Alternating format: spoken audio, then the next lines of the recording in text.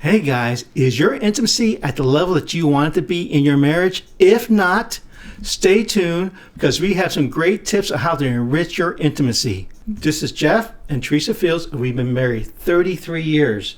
Put down in the comments how long you've been married. It would be years or months, or if you're dating, if you're engaged, or if you're still looking. Just let us know where you are. Now, the number one thing we found that is killing intimacy in marriage is emotional distance.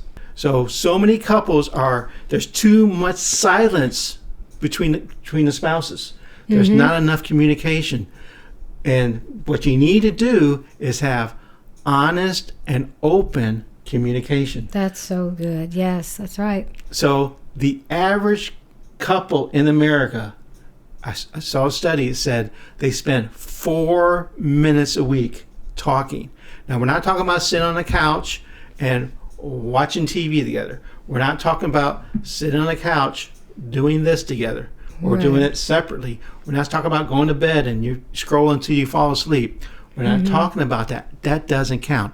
We're talking about talking, aren't we, Teresa? That's right. Right. Open and honest communication where you're really sharing about your day, sharing about things that were good, things that were not so good. You know, for women, we like to hear about feelings. You know, husband, tell me how you felt about what happened at work. That really helps us understand where you are and you know, what your mental state is when you come home. Sometimes people are really stressed out or they're frustrated over something that happened that day. And we need to communicate about that because if not, there is distance. You don't really understand how to connect when you get to spend time together. And we've seen this everywhere. We go to restaurants and we see couples sitting there. Both on their phones. And no talking. There's no talking. They eat as fast as they can. We see so many people come in after we've been seated. We'll see them come in. We'll see them order. We'll see them eat. And we'll see them leave. And we're just sitting there talking. We're just talking and enjoying the time, and they haven't said anything to each other except, you know, hey, look what you got, and here's what I got. You know. So it can be an intimacy killer. Yes. It really can. That's right. And if you feel like you have more freedom to vent to a coworker than your spouse, that's something's wrong. If you're sharing innermost feelings to a coworker, then that's out of balance. So your marriage has to be a safe place where your spouse can come to you about anything and say anything without fear of being judged or rejected. Number 2, intimacy killer in marriage is negative conflict resolution. Couples are not able to resolve conflicts. And this goes along with number 1, where your marriage has to be a place where you are free to talk to your spouse about anything, to bring up anything without being ridiculed or embarrassed or pushed away. That's right. That's right. So you can't get into name calling. If there's been name calling, if there's been accusation, if there's been any judgmental kind of things you're throwing out, or just an attitude of, well, I wouldn't have done that. You know, I can't believe, you know, if you have that kind of tone, that kind of attitude, it is going to shut down communication. And it's going to be an intimacy killer. There won't be any emotional intimacy or mental intimacy. You can't talk to someone who's already prejudging what you've done or what you're going to say. Right. Let me remind the guys again. Your wife needs to feel close to you. She needs to be close to you emotionally to open up to you physically. And ladies, your husband needs to feel close to you physically to open up to you emotionally. Now, remember, your spouse is your best friend. This is the person you prayed for. This is the person that God brought into your life. This is the person God has united in holy matrimony. Don't push them away. No pouting. That's right. No pouting. No cold shoulder. No silent treatment. Please, no silent treatment. You got to be able to never say you never or you always. And always practice active listening where your spouse has come to you about something. Maybe saying, I feel neglected. I feel like you put the kids and your work and everything else above me. Or I even feel like you put volunteer work above me, and I feel neglected. He needs to be able to come to you and say that to you without being ridiculed. And husbands, your wife may feel like she's second banana, that golf is more important, or that football game is more important, or some other activity is more important than she is. She's got to be able to come to you and say that. And for active listening, you actively listen. And you can say, I heard you say this. And then you repeat it to them. Oh, I feel like you have not been getting enough attention. I understand that. Let's do something about that. Let's provide a solution to the problem. Instead of, it's not a venting session, but there is a solution to every problem. There really is. Isn't that right, Teresa? Yes, that's right. That's so good. Now, if you would like our free PDF on friendship builders, drop in the word friendship in the comments, and we will email you that free resource. It's a list of friendship builders for marriage. That's right. It gets you thinking on the positive side of things instead of what you might be doing wrong. Well, here are some solutions. Here are fresh ideas to help you do that. To build your friendship, right? Number 3, the third thing that is killing intimacy in marriage is the fear of vulnerability. There's just surface level details being shared. Right. There is not enough open and honest communication.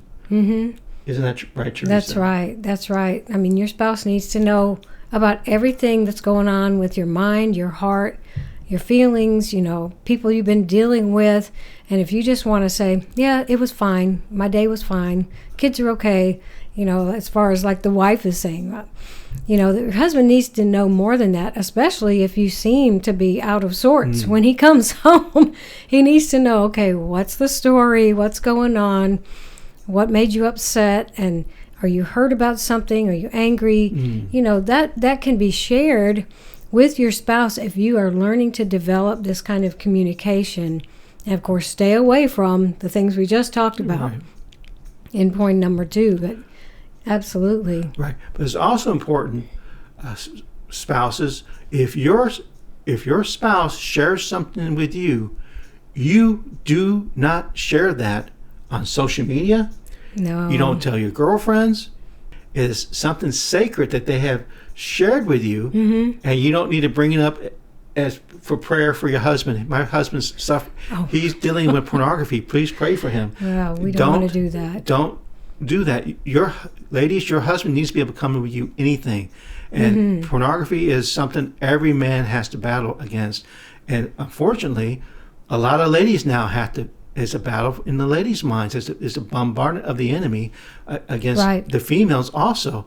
And so whatever it is, whether it's overeating, whether it's a lustful thought, whether it's feeling depressed, I'm sad. No, I shouldn't be sad, but I'm sad.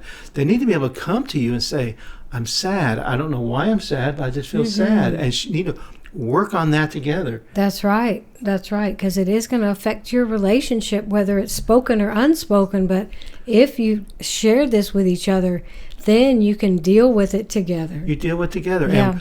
And one thing you need to do is pray with and for each other. And it doesn't have to be a long, elaborate thing that is just the best prayer you've ever heard, but it needs to be from the heart. When your husband comes to you and he tells you, he reveals something that he's dealing with, he's heard about something. Husbands, when your wife comes to you and she's dealing with something, maybe she's not feeling pretty, maybe she's got body images that's left over, maybe her father was critical of her skin or just of her weight, and now she just feels just have a poor image of herself. You just pray over her and just speak life to her, speak life to him. Tell him how much you love him, how much you cherish him, how much you respect him. Tell her how beautiful she is. Tell her, and just really just be kind to each other and pray over each other and pray for each other and pray over each other out loud so the other one can hear. And just that is something we do to combat the fear of vulnerability. That's right. The fourth thing that's killing intimacy in marriage is unrealistic expectations. There's so many images of marriage that have been Completely bombarded, false. especially against little girls, since they've been little girls. About the shining knight coming on a stallion to take her away and take her from all her troubles. And he is supposed to know problems after that. He's supposed to understand women and understand how to talk and how to deal with it. And it's not realistic. No. Husbands, your wife is not a mind reader. Wives, your husband is not a mind reader. That's right. They don't know what you don't share. So you have to make room. You have to make room for imperfections. Right, Teresa? That's right. You have to be able to talk. And to combat this, you talk. You talk. Hey, I expected this, and you did this. Well, did he know you expected that? Or he should have known? Well, no. Sometimes guys don't know.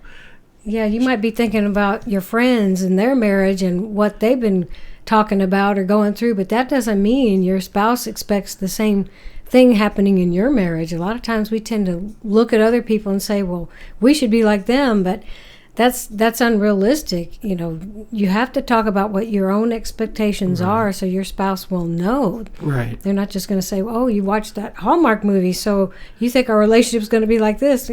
You have to talk about these things. You have to talk about your expectations and what you're expecting. And it's okay to tell your spouse, hey, buy me this for my birthday. Yeah, it's I've okay. done that. I would like this for my birthday. I'd like this for my birthday.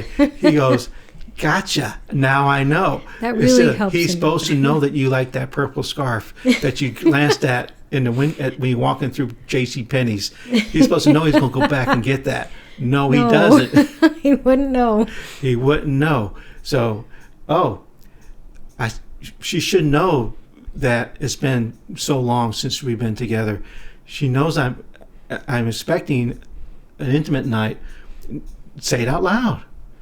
And schedule it. So that's right. It's unrealistic expectations. Talk about your expectations and have realistic expectations. Yes, have realistic based ones. on the conversations you both have. Right, Teresa? That's so good. It prevents a lot of resentment and a lot of hurt. The fifth thing that's killing intimacy in marriage is taking each other for granted. Is you going through the motions of your marriage. You get up. One of you gets the kids ready for school. One of you does something. You have your roles mapped out, and you do what's best for you. And someone takes them to school. Someone picks them up. Someone fixes dinner. Someone cleans up. Someone takes care of the yard. And you got all of these things that is just you do. Someone's going to the grocery store. Someone's going to a hardware store. And you're doing all these things, and you're taking each other for granted. You got to say thank you. Say thank you.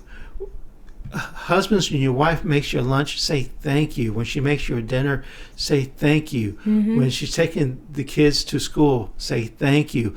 When he does yard work, say thank you. When he puts the kids to bed, say thank you. When he does the dishes, say thank you. When someone does the laundry, say thank you. When someone makes the bed, say thank you. Say thank you. Yes. And those little notes we talk about in previous episodes, write little notes to each other and just share the things that you appreciate about them that they're doing in your marriage, and just talk to each other and express gratitude. That's right. And it can even be the qualities of your spouse, not just things that they do like tasks or chores or things for the kids, qualities that you really love about them. And kind of like what you loved about them when you first got to know each other, when you were dating or engaged or first married. Bring that back, keep refreshing that romance and that intimacy. Like, I really love this about you, your kindness, or how you look after the needs of other people and don't think about yourself. Those are so important, and it's so affirming. It is so affirming. So there's a way to fight all 5 intimacy killers in marriage. You fight emotional distance by talking. You fight negative conflict resolution by active listening. You fight fear of vulnerability by praying for and over each other. You fight unrealistic expectations by talking about your expectations. And you fight taking each other for granted by expressing gratitude and talking to each other. Because we want your marriage to be lifted up. We want your marriage to be fulfilling. You want your marriage, your intimacy in your marriage to be at the highest level it's ever been in all areas. That's spiritually, right. Intellectually, emotionally, and physically. We want your marriage raised up and flourishing. We want your marriage flourishing. Just again, we're Jeff and Teresa Fields. If you like the free PDF about friendship builders, just type in friendship in the comments, and we'll be glad to send it to you. Other than that, check out this video that we did before about intimacy, developing intimacy in marriage. Check it out.